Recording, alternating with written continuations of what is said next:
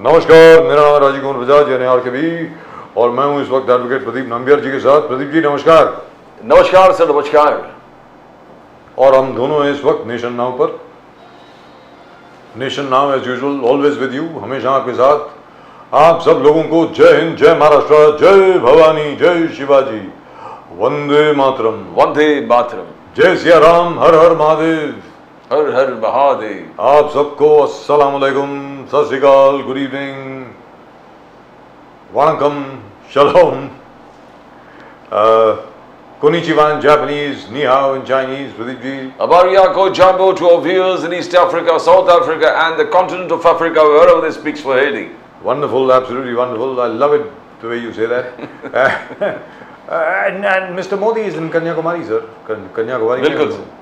भगवती अम्मा के टेम्पल के ऊपर हैं, वहाँ पे उन्होंने आशीर्वाद लिया माँ पार्वती का। और उसके बाद अब वो विवेकानंदा रॉक पर, जिसको विवेकानंदा पॉइंट बोलते हैं आजकल, हम लोग जब छोटे थे उसको विवेकानंदा रॉक कहा जाता था, वो वहाँ पर अब मेडिटेट करेंगे।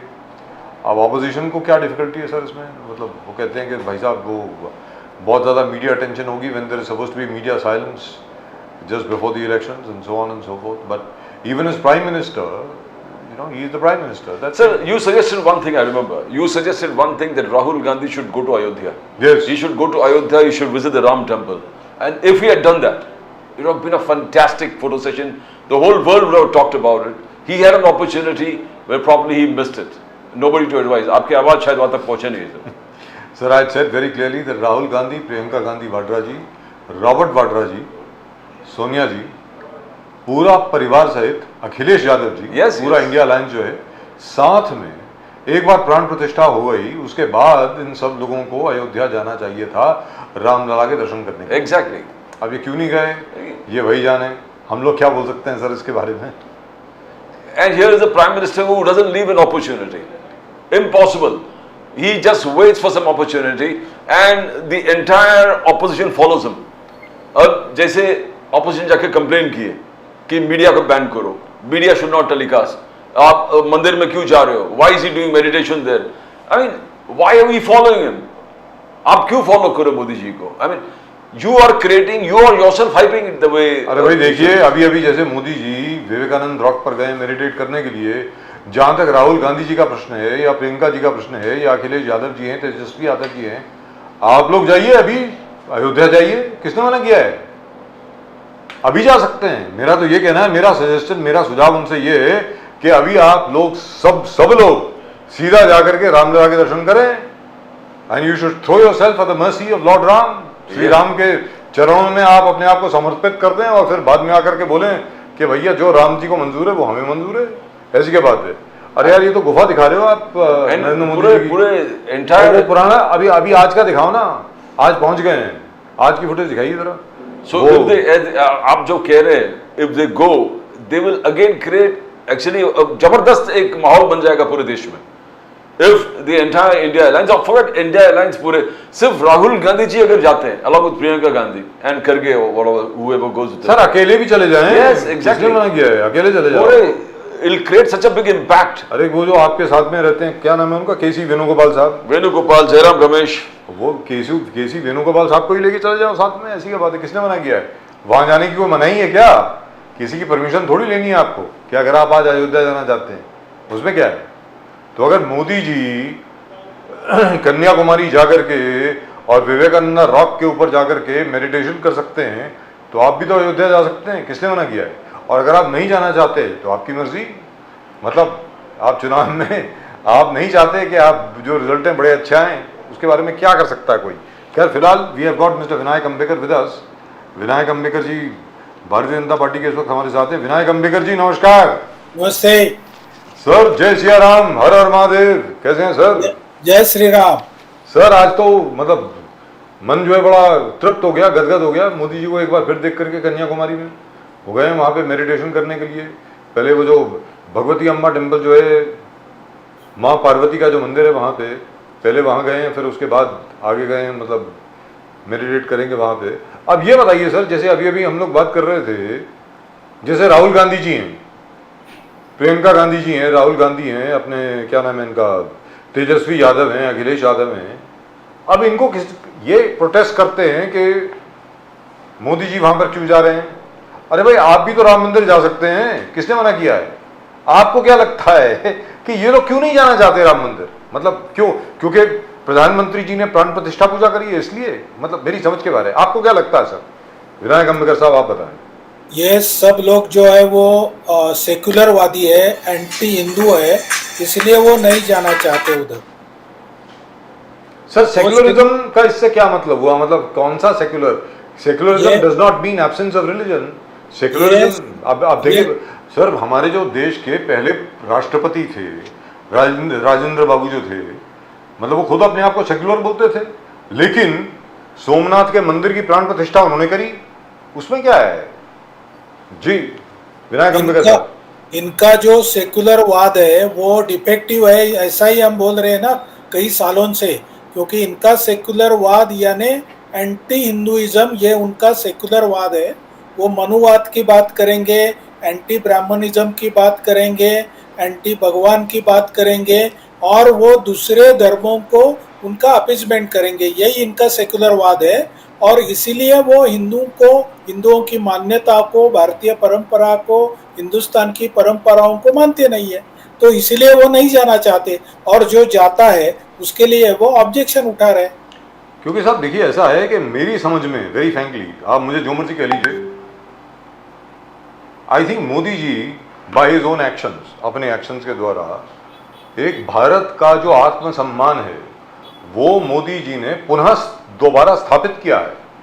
सीधी बात है। And he is the first person who has said he is not ashamed of being a Hindu. भाई अभी तक क्या है कि मैं हिंदू हूं तो मैं मंदिर में जाऊंगा ना, हाँ आप मुझे अगर मस्जिद में बुलाएंगे, किसी दरगाह में बुलाएंगे, मैं आ जाऊंगा, लेकिन मैं हिंदू हूं, ये याद रख लीजिएगा। तो ये कहना मेरी समझ में, I think this is something which the country has accepted. और लोगों को, क्योंकि देखिए साहब मोदी जी सच बोल रहे हैं, और सच जैसी कोई चीज नहीं होती, सत्य जो है वो हर एक को स्वीकार होता है। तो यहां पर ये लोग अपने आप को क्यों भ्रम में डाल रहे हैं, आप मुझे बताइए सर विनायक अंबेडकर साहब। अपने आप को भ्रम में डाल रहे हैं क्योंकि वो डर रहे हैं कि मोदी जी ने उधर जाके विकसित भारत के लिए प्रार्थना किया, वहां से माता जी की तरफ से उनको शक्ति मिली, तो इनका जो सपना था वो सपना चूर चूर हो जाने वाला है। और मोदी जी वापस बड़े अच्छे बहुमत के साथ आकर विकसित भारत का सपना वो सत्य में लाने वाले हैं। तो ये इनका डर है। इनका डर मोदी जी क्यों प्रार्थना कर रहे हैं, मोदी जी क्यों उधर जा रहे हैं, इसके बारे में नहीं है, उनका खुद के भविष्य के बारे में डर है। लेकिन सर अभी तो 55 सीटें बची हैं। जैसे वो अमित शाह जी ने कहा कि हमारी 310 के ऊपर तो अभी आ गई हैं मतलब आगे वेट करने की तो जरूरत ही नहीं। तो अभी ये लास्ट फेज में इतना डर का है, मतलब जो होना था अब तो हो गया ना, अब क्या है? अब भले 55 में से आप 40 सीटें जीत जाओ, उससे क्या होने वाला है? आप बताएं, आपके मुताबिक क्या होने वाला सर? आप अपना विश्लेषण दे देना यहाँ पे थोड़ा सा। देखिए जो अमित जी ने बताया है, उनके पास हर सीट वाइज, हर कॉन्स्टिट्यूंसी वाइज उनके पास रिकॉर्ड है। तो उन्होंने जो कहा वो 100% हम सब लोग मानते हैं कि वो सही है। तो उन्होंने कहा है कि by the end of 6th phase हम 310 के आगे गए हैं जी, और अभी का जो फेज है उसमें उत्तर प्रदेश है, बाद में हिमाचल प्रदेश है, बाद में झारखंड है, यानी जिसको हम हिंदी बेल्ट बोलते हैं। और इस समय में पश्चिम बंगाल में भाजपा बहुत आशा लगाए बैठा हुआ है और उनको खातरी है कि उसमें भी अच्छा यश मिलने वाला है। तो ये सब होके उनका कैलकुलेशन है वो एकदम सही है और उस कैलकुलेशन के हिसाब से ही भाजपा जीतने वाली है। You know, Ambedkar Sahab, as Bajaj Sahab and I was discussing, has the Congress lost its opportunity? जैसे मोदी साहब बार बार बोल रहे 500 साल के बाद जब अयोध्या में मंदिर, राम मंदिर पुनर्निर्माण हुआ, आपको इनविटेशन गए थे, ट्रस्टीज खुद आके पर्सनली आपको इनवाइट किया था, मगर आपने जानबूझकर कोई भी इंडिया अलायंस के लोग वहां पर आने से इनकार कर दिया। तो वही चल रहा है कि क्या ये अपीसमेंट, ये 14 से 20% मुस्लिम वोट जो बटे हुए पूरे देश में अलग अलग, यूपी में 20% है, कहीं और 18% है, तो क्या ये उनको एक कंसोलिडेटेड उनका थिंकिंग था कि हम में से कोई जाना नहीं चाहिए, अगर गए तो ये मुस्लिम वोट्स हमसे अलग हो जाएंगे, दूर हो जाएंगे। तो ये एक ही थिंकिंग, क्या ये एक ही थिंकिंग है जो बार बार तुष्टिकरण तुष्टिकरण तुष्टिकरण हर मंच पर मोदी साहब और अमित शाह जी कह रहे हैं? ये तुष्टिकरण का उच्चतम उदाहरण है कि आप मंदिर तक नहीं जाएंगे। हिस्टोरिकल फीट है 500 साल के बाद। अम्बेडकर साहब, सही बात है। उनको उनके जो वोट बैंक है, जो तथाकथित उनका वोट बैंक है, जो असल में उनका नहीं है, अभी नहीं रहा, क्योंकि वो लोग भी उनके पार्टी के उन इस विपक्षों की पार्टी से वो लोग भी अभी नाराज है। मगर इनको लगता है कि अपना वही सिक्योर्ड वोट बैंक है, और फिर वो अपने जातिगत जो उनका राजनीति चलती है उस जाति पर भरोसा रख के चलते हैं। तो उस दोनों वोट बैंकों को असल में ऐसा है कि उत्तर प्रदेश में ये नेता लोग उधर गए नहीं राम मंदिर में, इसलिए उनके ऊपर जो हिंदू लोग हैं उनको वोट देते थे वो नाराज है। मगर उनको समझ में नहीं आता। आपने आचार्य प्रमोद किशोर की बातें सुनी रहेंगी, वो बोल रहे हैं कि कांग्रेस बहुत बड़ी गलती कर रही है, क्योंकि उत्तर प्रदेश में कांग्रेस का आज तक का जो प्रवास था वो उच्च वर्णीय लोगों के साथ ही था। उत्तर प्रदेश के कोई भी कांग्रेस के बड़े नेता जो कद्दावर नेता थे आज तक के, वो आप देखिए सब उच्च वर्णीय है, कोई भी उनके पास निचड़ा पिछड़े जाति का नेता नहीं था। मगर फिर भी उनको ये समझ में नहीं आ रहा है, या उनके कोई कंसल्टेंट है वो उनको गलत सलाह दे रहे हैं कि आप उधर मत जाइए, आपकी वोट बैंक नाराज हो जाएंगी। सर आपने नहीं भेजा होगा कंसल्टेंट को? हमें तो कभी कभी लगता है कि ये सबसे ज्यादा एडवाइस तो आप ही देते हैं कांग्रेस को, ताकि आपका फायदा हो सके। नहीं सर, उनके पास बहुत बड़े बड़े कंसल्टेंट हैं जो जॉर्ज सोरोस अपॉइंट करता है, और उसके थ्रू उनका काम चलता है। चाइना ने बोला, चाइनीज ये क्या कर रहे हैं मेरी समझ के बाहर है। खैर छोड़िए, जाने दीजिए। ये सर आज मनमोहन सिंह जी ने जिस प्रकार से आलोचना किया मोदी जी का, ओपन लेटर लिखा है मोदी जी को, बोले कि you have failed the economy, आपने इकोनॉमी बर्बाद कर दिया, आपने किसान का जो आपने वादा किया डबल इनकम वो नहीं किया, आपने ब्लैक मनी, जो जितने आरोप कंटिन्यूअसली लगाना था इकोनॉमी से लेके अग्निपथ स्कीम का उन्होंने आलोचना किया, एंड आगे जाके पर्सनल अटैक, बोले कि आपने you have lowered the dignity of the prime minister's chair by coming giving such comments that are never uttered by any prime minister. तो ऐसे मनमोहन सिंह जी का एक से एक आलोचना करते हुए 3 पेज का लेटर, ये फेज ऑफ इलेक्शंस में आप ये कैसे देखते हो? मनमोहन सिंह जी राइटिंग, अभी तक उन्होंने कुछ ऐसे शब्दों का उपयोग नहीं किया था, मगर आज जो लेटर था बहुत क्रिटिकल था प्राइम मिनिस्टर मोदी के लिए। अम्बेडकर जी, मनमोहन सिंह उनके एक नौकर के बराबर है। वो कितना भी बड़े उच्च विद्या विभूषित क्यों ना हो, 10 साल के कार्यकाल में उनको कितना फ्रीडम मिला था डिसीजन लेने का, इकोनॉमिक फ्रीडम कितना मिला था, ये उन्होंने खुद परखना चाहिए। जीएसटी का डिसीजन उन्होंने 2010 में लाना चाहा था, मगर उसका जो ये विपरीत परिणाम कांग्रेस के वोट बैंक पे होने वाला था, उसके लिए उनको 2010 से बाद में 2014 तक जीएसटी का डिसीजन लेने नहीं दिया। डिमोनेटाइजेशन का निर्णय का आज उन्होंने उनके लेटर में जिक्र किया है। तो आरबीआई ने उनके कार्यकाल में उनके ही नीचे काम किए हुए आरबीआई के लोगों ने उनको सलाह दी थी कि डिमोनेटाइजेशन कीजिए। ये जाली नोटों का बहुत बड़ा प्रॉब्लम है और पूरी इकोनॉमी पाक की उसके ऊपर चल रही है, मगर वो खुद इकोनॉमिस्ट होके उनके हाथ में कोई डिसीजन पावर नहीं था। आपने स्वामी जी को सुना रहेगा तो ऐसा है, या कोई भी बड़े नेता को सुना रहेगा जो कांग्रेस के विरोधी है, वो बोलते हैं कि अपने देश में एक प्रधानमंत्री था, उसके पास कुर्सी थी मगर डिसीजन पावर नहीं था, और एक अध्यक्ष थी, उनके पास डिसीजन पावर था मगर कुर्सी नहीं थी। तो ये पैराडॉक्स था। तो मनमोहन सिंह को खुद को सोचना चाहिए कि इकोनॉमिस्ट होके ऐसी बात करना, जबकि पूरे वर्ल्ड बैंक में अपने को सर्टिफिकेट दिया है कि you are on the 5th place in the world, और पूरे सब अंतरराष्ट्रीय संस्थाओं ने अपने को सर्टिफिकेट दिया है, रेटिंग एजेंसीज ने सर्टिफिकेट दिया है, उनको खुद दिख रहा है जीएसटी का कलेक्शन इतना बढ़ गया है, 2 लाख करोड़ के आगे गया है। तो ये सब चीज जब उनको समझता है तो, मगर वो क्या करे, वो तो एक नौकर पड़े है, नौकर सर। जीएसटी की कलेक्शन बढ़ी है क्योंकि कीमतें भी बढ़ी है ना sir, prices have gone up, so GST collection has also gone up. लेकिन वो जी बोलिए प्राइस के वजह से जो एस्केलेशन होगा जीएसटी कलेक्शन में, वो 10 या 15% के आगे नहीं हो सकता, क्योंकि 100 रुपए की कॉस्ट में 18% जीएसटी है। तो तो आप एस्केलेशन कितना करेंगे और उसके ऊपर का जीएसटी कितना बढ़ेगा? जब प्रोडक्शन बढ़ा है, जब बिजनेस बढ़ा है, जब कोई कामकाज बढ़ा है तो ही जीएसटी बढ़ा है सर। सर जीएसटी के बढ़ने का एक और वजह भी है that everybody has been brought under the net और within the net of GST and there the government needs to be congratulated. Let's be very clear. जी जी बोलिए। मेरी बात सुन लीजिए, इकोनॉमी के 3 प्रमुख अंग है जिसमें ये व्हीकल फ्यूल है, बाद में जो लीकर है, ये 2 चीज अभी भी जीएसटी के बाहर है, जीएसटी के बाहर, फिर भी जीएसटी correct का कलेक्शन बढ़ा है। तो ये बात आप ध्यान में रखिए Correct. कि जीएसटी का कलेक्शन उसमें कोई दो राय नहीं है। हो गया, बढ़ा हुआ को दिखाता है। इनफैक्ट इन दोनों के दोनों पर लिकर और फ्यूल के ऊपर अगर आप मान लीजिए ये दोनों भी जीएसटी में आ जाते हैं तो GST collection will go up by 2.5 times, 2.5 गुना ऊपर जाएगी। Absolutely correct. But very unfortunately, all the states are protesting, including the BJP-ruled states. BJP-ruled states also, because their economy depends on it. But anyway, that's a different subject. We'll get lost over there. तो बहुत बड़ा subject हो जाएगा sir.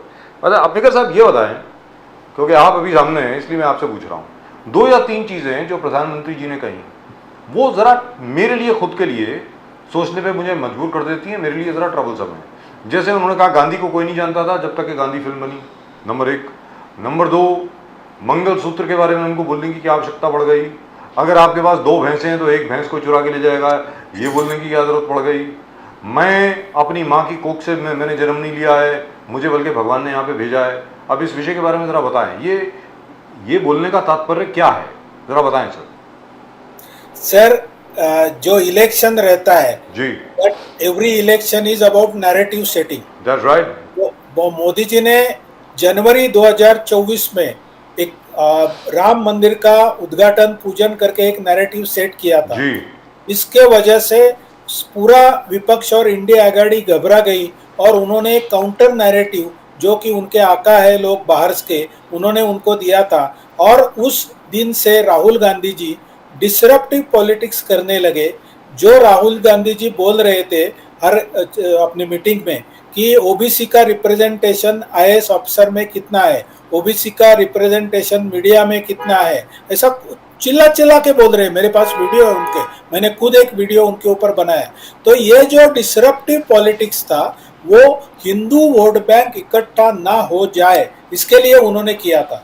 तो ये एक narrative को बनाया हुआ काउंटर नैरेटिव था, उसको काउंटर करने के लिए कुछ भी स्टेटमेंट तो इलेक्शन में आएगा ना sir. Yeah, what jihad? Wait a minute, just 1 minute. But as far as that is concerned, that's fine. But do you think anybody takes Mr. Rahul Gandhi seriously?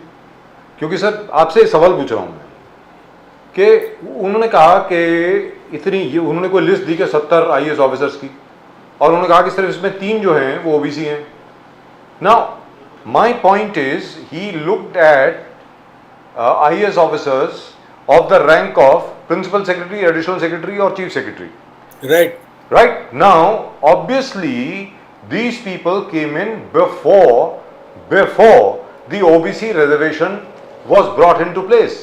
OBC reservation आया है 93-94 के बाद। उसके बाद आपको ये देखना पड़ेगा, और मेन OBC reservation जो है वो 2004 में आया है। अब उसके बाद जो रिक्रूटमेंट हुई है, जिन्होंने अपना यूपीएससी एग्जाम पास किया है, अगर उनकी सीनियरिटी जब आएगी से 5 साल के बाद या 10 साल के बाद, तब आप देखेंगे कि there will be minimum 40% OBC officers in say 100 high ranking officials of the government. No, I don't think. Do you think Mr. Rahul Gandhi is either briefed improperly or what, or he does not know the processes of the government?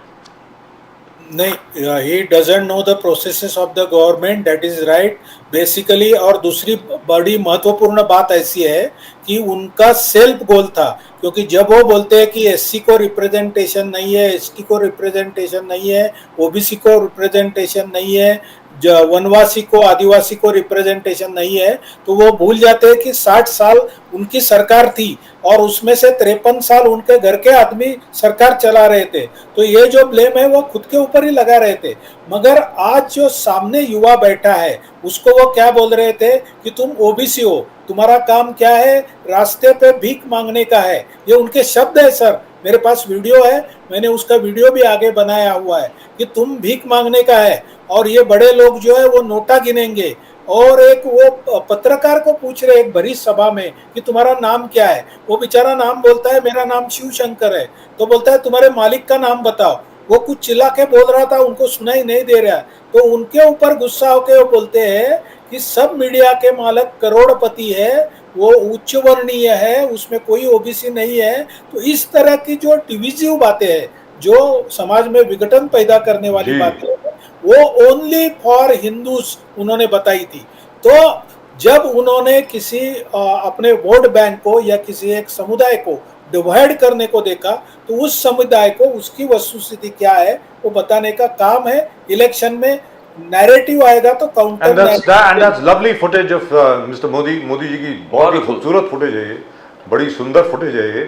This is the Bhagwati Amma temple I think where Modi ji is preached. And the Congress wanted to ban this telecast. Beautiful, absolutely. Congress बोले कि ये telecast आप ban कीजिए election commission. ओम नमः शिवाय। जी प्रदीप जी आपने पूछ रहे थे, आप जरा पूछ रहे थे। It's wonderful. This is Beautiful, lovely. जो beautiful साइड जो है इस चीज को, you know, her her Mahadev. Paytm sir Jairam Ramesh का कहना है कि पे टू मोदी, पे टू मोदी। आप वो वोट जिहाद के बारे में बात कर रहे हैं ना, इसके बाद just because पेटीएम यानी पे टू मोदी जयराम रमेश का कहना है। राहुल गांधी जी हर मंच पे यही कह रहा कि देश के पूरे संपत्ति मोदी जी ने अडानी और अंबानी को दे दिया है। तो ये चल ही रहा था, तो अचानक पेटीएम का कंट्रोवर्सी हो गया and Adani has taken stakes in Paytm also. And इसके लिए जो इंटेलेक्चुअल्स है with in the Congress, Jairam Ramesh वगैरह, उन्होंने कहा था कि पेटीएम का मतलब है पे टू मोदी। अब तक जो हम लोग आरोप लगा रहे थे देखो वो सिद्ध हो गया, अब पेटीएम भी अडानी को चला गया, है ना। हाउ इज दिस, क्या ये कोइंसिडेंस है अम्बेडकर साहब, या क्या है कि जो राहुल गांधी जी मंच पर बोल रहे थे कोई विश्वास नहीं कर रहा था, बट धीरे धीरे क्या देख रहे लोगों को कि पेटीएम भी चला गया अडानी को। How do you see that? Paytm कोई बहुत बड़ी कंपनी है ऐसा बात नहीं है। पेटीएम अभी डिब्बे में गई हुई कंपनी है, कोई ना कोई तो उसको टेक ओवर करेगा। और आपने देखा रहेगा कि जिस दिन ये पहले वाली न्यूज आई उसके दूसरे दिन पेटीएम और अडानी दोनों ग्रुप की वजह से स्टेटमेंट दिया गया कि ये मनगढ़ंत बातें हैं, हमने ऐसा कोई एग्रीमेंट या कोई ऐसा सुझाव नहीं है हमारे पास। ये पूरा स्टेटमेंट है, आप बिजनेस चैनल में ये पब्लिश हुआ है। तो ये जो इलेक्शन रहती है उसमें ऐसे कोई तो भी कैच वर्ड्स पकड़ते जाते हैं, तो वैसे पकड़े जाएंगे, इसमें कोई ज्यादा इम्पोर्टेंस उसको देने की कोई जरूरत नहीं। तो ये जो वोट जिहाद, बार बार लव जिहाद का बात चल रहा था एवरीवेयर, अब वोट जिहाद, अब बाकी महाराष्ट्र में तो चल ही रहा था। महाराष्ट्र में हर मुंबई में भी जो महायुति का सभा था उसमें not only BJP but Raj Thackeray ji वगैरह सब लोग ने वोट जिहाद का जिक्र किया।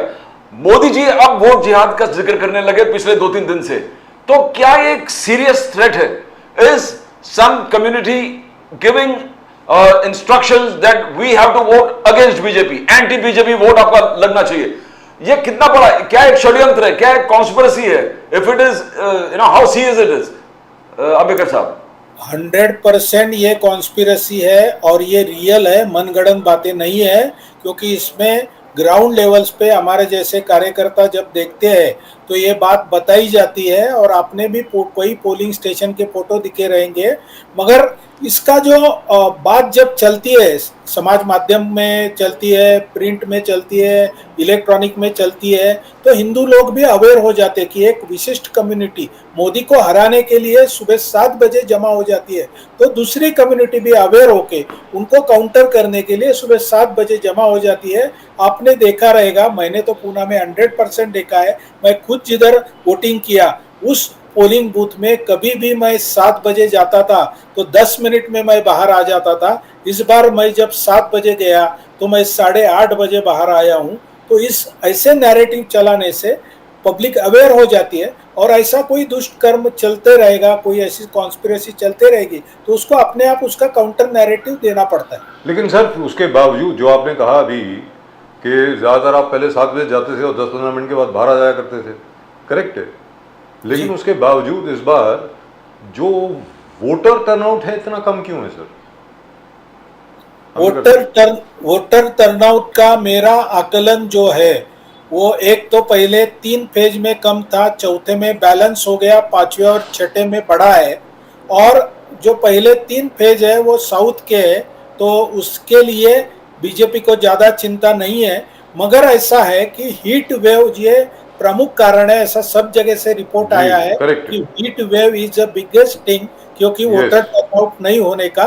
और दूसरा ऐसा है, मैंने पुणे में भी देखा है कि हीट वेव के कारण दोपहर में 12 बजे के बाद में 4 बजे तक पूरे जो पोलिंग स्टेशन है वो पूरे खाली पड़े हुए थे। Same thing happened in Mumbai also, even in the polling station where I go, वहाँ पर भी मैंने पुलिस कर्मियों से पूछा कि भाई कितने लोग आए, उनका सर इतने लोग आए हैं। वो क्या, वहाँ पर मेरे पोलिंग स्टेशन पे कोई 670 वोट हैं, 670 में से कोई 340 पड़े थे तब तक। मैंने कहा इतने कम क्यों हैं, क्योंकि पिछली बार तो ज़्यादा पड़े थे, क्या हुआ? तो सर अब आएंगे लोग, या तो सुबह आए, लेकिन अभी क्या है इतनी गर्मी है। तो मेरा ये आपसे सजेशन है, तो क्या इस विषय में इलेक्शन कमीशन को मालूम नहीं था क्या?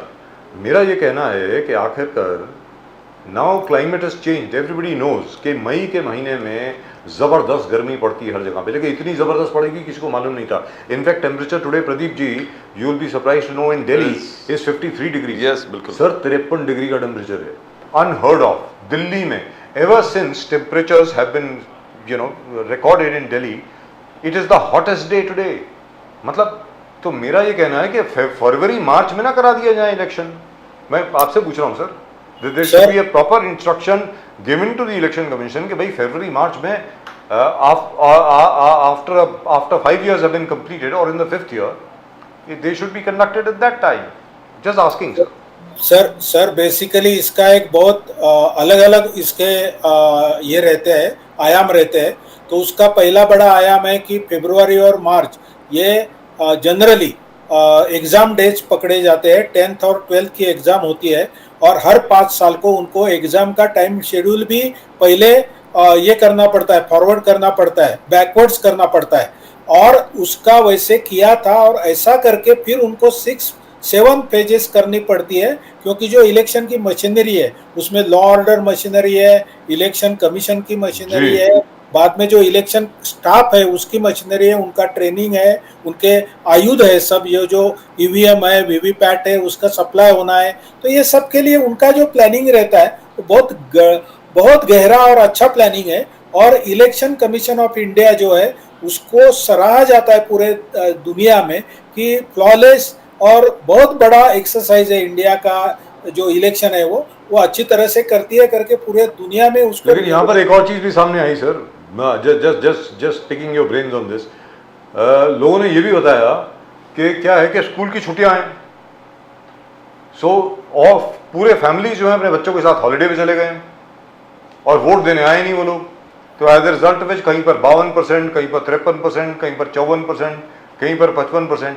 I think that's a shame, very frankly speaking. बड़ी शर्मनाक स्थिति है कि हिंदुस्तान जैसे देश में we call ourselves the world's largest democracy, which we are, rightfully speaking, the voter turnout should be at around 70 to 75%. इतना तो होना चाहिए सर, क्योंकि अगर आप चाहते हैं कि जनतंत्र राज्य के सारे हक आपको मिले तो आपकी एक जिम्मेवारी आती है आपकी हर 5 साल में, वो वोट देने की होती है। अगर आप वो भी नहीं निभा सकते तो फिर तो बड़ी शर्मनाक बात है।